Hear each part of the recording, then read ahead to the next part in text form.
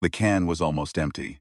Nico Cruz could tell by the rattle, a thin, hollow sound, nothing like the fat slosh of a full can, and he had maybe 4 inches of line left in it, maybe 5 if he was stingy. He was not stingy.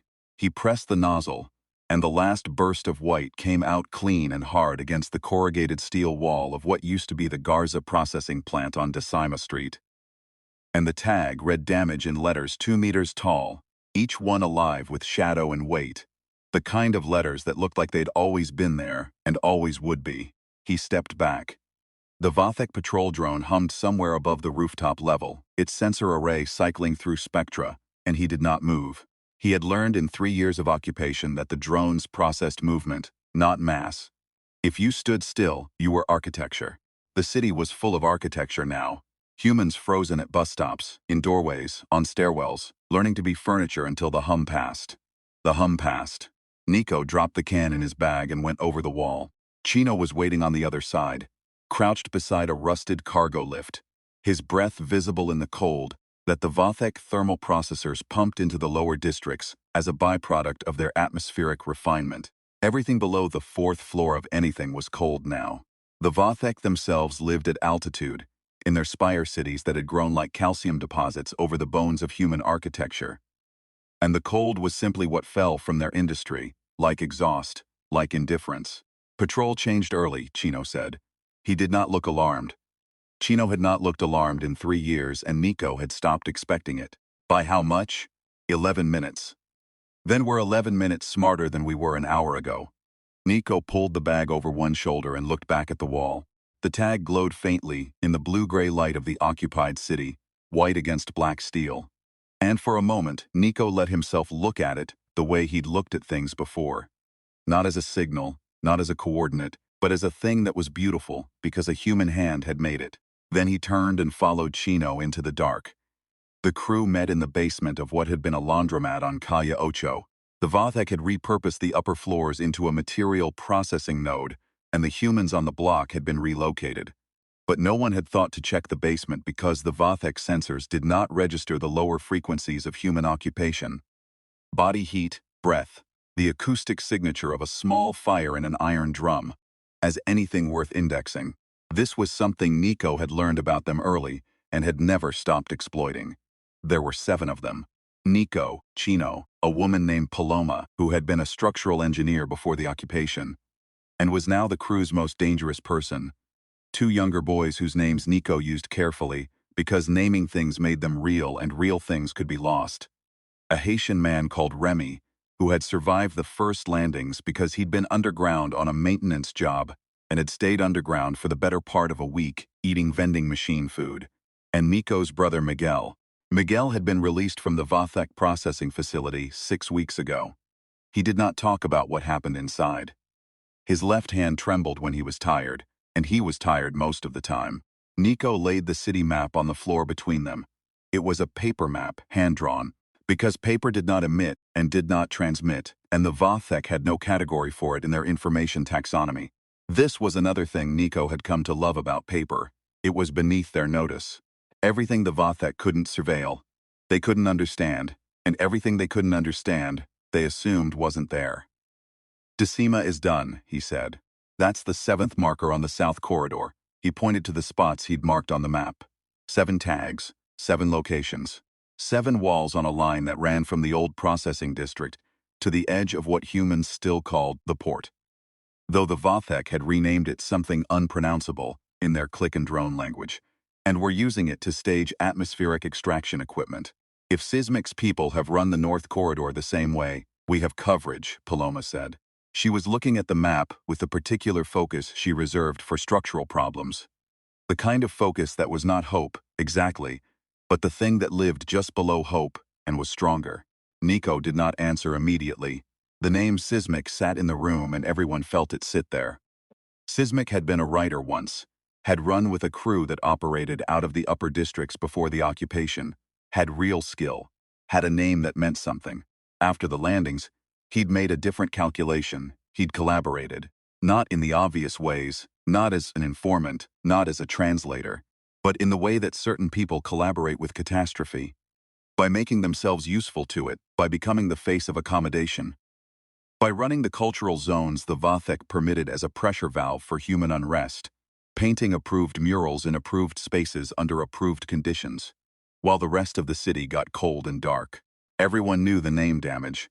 Sismic had made sure to tell the Vathek that too. If he's run the North Corridor, Chino said. He said he would, Miguel said. Nico looked at his brother. Miguel's hand was resting flat on his knee, the way he held it when the trembling was bad, and he didn't want it seen. You talked to him. He came to the facility before they let me out. Said he had a proposition. Miguel paused. I told him I didn't have propositions. He said the marks on the South Corridor were being discussed at the Spire level. Said the Vathek cognition teams were filing reports on them. Said if you stopped, he could make the reports go away. The room was quiet. He's scared, Paloma said. He should be, Nico said. What the Vathek cognition teams were filing reports on was something their technology was spectacularly unequipped to process. This was, in a way, the entire plan. The Vathek were syntactical. Everything they communicated was precise, layered, and context-dependent. Their language was closer to mathematics than speech, and their information processing systems reflected this. Pattern recognition for the Vathek meant the identification of discrete logical structures, threat geometries, resource distributions, population vectors. They were exceptional at reading the city as a system. They could not read it as a feeling. Graffiti was not a logical structure.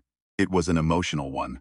The tags that Damage and his crew were leaving across the South Corridor were, to any human with eyes, a set of navigational markers, a map readable only to people who already knew what they were looking at, encoding in the spatial arrangement of letters, in the specific color sequences, in the particular walls chosen, a route, a schedule, a set of coordinates for a gathering that was not yet supposed to happen. To the Vathek cognition teams, they were anomalies, repetitive symbolic marks with no resource value and no clear threat geometry. The teams filed reports because their protocols required them to file reports on anomalies. The reports went to mid-level analysts who were themselves anomaly processors in a vast bureaucracy of surveillance. And the reports said, essentially, the humans are making marks. We cannot determine the purpose. Aesthetic behavior, possibly. Recommend monitoring. The Vathek had been recommending monitoring for 3 years and had monitored nothing into clarity. Nico knew this because Paloma had a contact in the cultural zones who had access to a Vathek information node. And Paloma's contact had confirmed what Nico had long suspected. The occupiers' greatest vulnerability was their certainty that anything they couldn't classify was beneath them. The gathering was in 4 days. The trouble came from the north. Nico and Chino were running the secondary markers. Smaller tags, subcodes that modified the primary route. When they turned a corner in the Little Havana sector and found a freshly whitewashed wall where 2 nights ago there had been damage in silver and red. Not Vathek whitewash. Smooth, machine-applied, the color of nothing. Human whitewash, the cheap kind, that came in big plastic drums. Chino crouched and touched the edge of it, still slightly soft. Recent, he said. Tonight, Nico said. He stood very still with his bag on his shoulder and looked at the wall the way he'd looked at problems since he was 12 years old. Since the first time he'd climbed a structure he wasn't supposed to be on, and looked at a blank surface and felt the particular weight of everything that could be put there and everything that could be taken away. The wall was blank, and the wall was a message, and the message was, I know what you're doing, and I can undo it. He said nothing to Chino. He took a different can from his bag, chrome almost full, and he began again. Sismic met him in person 2 days before the gathering.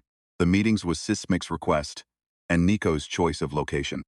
The roof of the old Garza plant, where damage still read in white 2 meters high on the eastern face, where the drone patrols had been rerouted because Paloma had filed a false structural hazard report through a Vathek civic compliance channel 3 days ago. The roof was for the next 6 hours the safest open space in the sector. Sismic was shorter than Nico remembered. He had the look of a man who'd been eating well in a city where eating well was the province of collaboration, and he wore it uneasily, like clothes that fit but felt wrong. His teeth were intact. He'd had them capped in metal before the occupation, which had once been a style thing and was now, in the cold blue light of occupied Calle Ocho, a different kind of signal. You're going to get people killed, Sismic said. He said it without preamble, and Nico gave him credit for that. People are already dead. More people. The kind of dead that doesn't need to happen. There's a kind that does? Sismic exhaled. The air turned briefly white. They're not stupid. They don't know what the marks mean yet, but they know they mean something. You think I covered those walls to stop you. I covered them to buy you time. To slow down their analysis. Give you a chance to step back before this goes somewhere you can't walk away from. Nico looked at him. Sismic believed what he was saying. That much was clear. And that was the worst thing about him. Had always been the worst thing about people like him. That their cowardice had the texture of reason, of practicality, of care. My brother's handshakes, Nico said. I know what happened to him. I'm sorry. Are you? I couldn't stop it. You didn't try. The word sat between them and was not taken back. Sismic looked out over the city. In the near distance, 3 Vothek spire lights moved in slow ellipses above the processing zones, and the sky below them was the particular amber green of atmospheric extraction, a color no human had ever named before the occupation because it hadn't existed. What happens when they figure it out, Sismic said. It wasn't entirely a question. They won't. You don't know that. I know something about them that you don't. Nico looked at the damage tag on the east wall. They can only read what they already know how to read. We've been leaving them things they don't have a category for. Their own reports call it aesthetic behavior. 3 years of reports. 3 years of recommending monitoring. He paused. They've been staring at the answer for 3 years and they see decoration. Sismic was quiet for a long time. You're going to burn the city down, he finally said. No. Nico picked up his bag. We're going to take it back. The night before the gathering, Nico went to see Sophia. She lived in the 3rd-floor apartment of a building on the edge of Little Haiti that the Vathek had not requisitioned, possibly because the building's thermal signature was irregular and had been since before the occupation, when a gas line repair had been done badly and the whole structure ran slightly warm in the walls. She had been his, once before the occupation, in the years when the future was a thing that existed. And you could argue about what to do with it. She was a writer too, not a tagger, but the kind who used words, who had been finishing a novel when the first ships came down in the bay like slow falling moons and the future stopped being a thing that existed. She was still finishing it. That was the first thing Nico had understood about her when they'd found each other again, in the occupation's first terrible winter. She was still writing the novel, longhand, on paper. He sat at her kitchen table, and she put coffee in front of him, real coffee, traded for at considerable cost. And she did not ask about the gathering, because she already knew about it, and they had already had the argument. The argument had ended with her saying, "You always did this," and him saying, "What?" And her saying made everything about the work, and him not being able to say she was wrong. "Is Miguel going?" she asked. I told him no. What did he say? He laughed. Nico looked at his hands. Ink under the fingernails, the permanent kind that no amount of washing removed. He'd had it since he was 14. He's going. Sophia sat across from him and wrapped both hands around her mug and looked at him the way she'd looked at him across tables for most of his adult life, with the particular focus of someone who had decided at some point to see the whole thing. You think it'll work, she said. Yes, not whether it'll work, whether you think it will. He held her eyes. Yes. Okay, she said. That was all she said. She went back to her notebook and he drank his coffee, and outside the window the city was cold and amber green, and alive with the sounds of occupation. The drone hum, the distant processing rhythms, the Vothek's click language coming through civic broadcast speakers. And underneath all of it, under every sound the occupiers had layered over the city, he could still hear the city itself. He left before dawn. At the door she said, without looking up from the notebook, "Nico." He stopped. "The mark you left on Decima," she said. "I saw it from the rooftop. It's the best one you've ever done." He was still holding that when he went down the stairs and into the cold. The gathering was not a gathering in any sense the Vathek would have recognized. There were no crowds, no speeches, no collection point that could be monitored or disrupted. There were 112 people in the occupied districts who had, over 3 years, been reading the marks.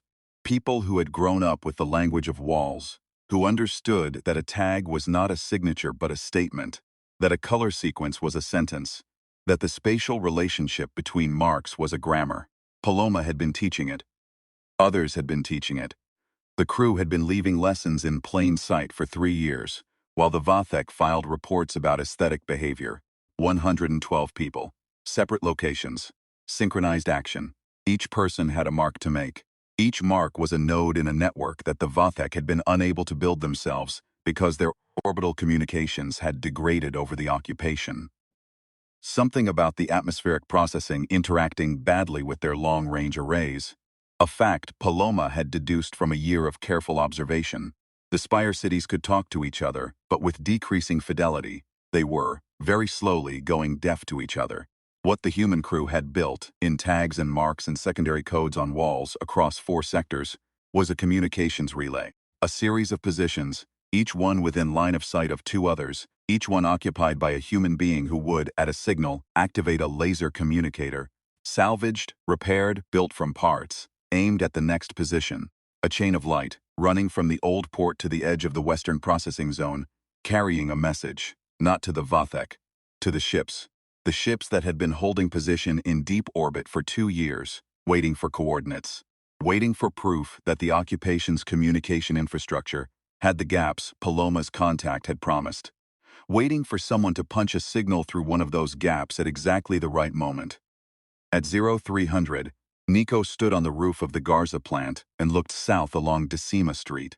The tags he'd made over 3 years were invisible in the dark, but he knew where they were. He knew all of them. He knew the route they described, and the message they carried, and the human hands that had made them. The human eyes that had learned to read them. The human stubbornness that had kept making them in the cold, under the drones for 3 years. Because the work was the work, and the work was the resistance, and the resistance was the simple act of leaving a mark on a surface that was supposed to be blank. He uncapped the can. Chrome, the best color for rooftops in low light, the one that caught whatever ambient glow the city threw up and gave it back brighter. He pressed the nozzle. The signal traveled. Afterward, and there was an afterward, which was not a given, and which Nico allowed himself to feel the weight of only in private. A Vathek analysis team published what amounted to a postmortem. Paloma's contact obtained a translation. The relevant section read, "The human marking behavior, previously classified as low-priority aesthetic anomaly, has been retrospectively analyzed and determined to constitute a layered signal routing network of considerable sophistication. The marks were not, as initially assessed, expressive or territorial in nature. They were functional. The human cognitive approach to information encoding, specifically, the encoding of navigational and communicative data within what appears to external analysis as purely aesthetic output, represents a mode of information concealment for which our current surveillance taxonomy has no adequate category. The marks were evaluated correctly as marks. The information within them was evaluated incorrectly as incidental recommendation. Develop analytical frameworks for human aesthetic behavior as a potential information medium." Note, this recommendation has been made in 5 previous reports over the preceding 36 months. It has not been action. Nico read this in Sophia's kitchen, at the same table, with the same coffee. He read it twice, then he folded it into his breast pocket, against the inside of his jacket. Miguel's hand had stopped shaking. Outside, the city was beginning the long, loud, painful, beautiful process of taking itself back, and somewhere in the Wynwood sector, which was what it was called again, because they were calling things what they were called again.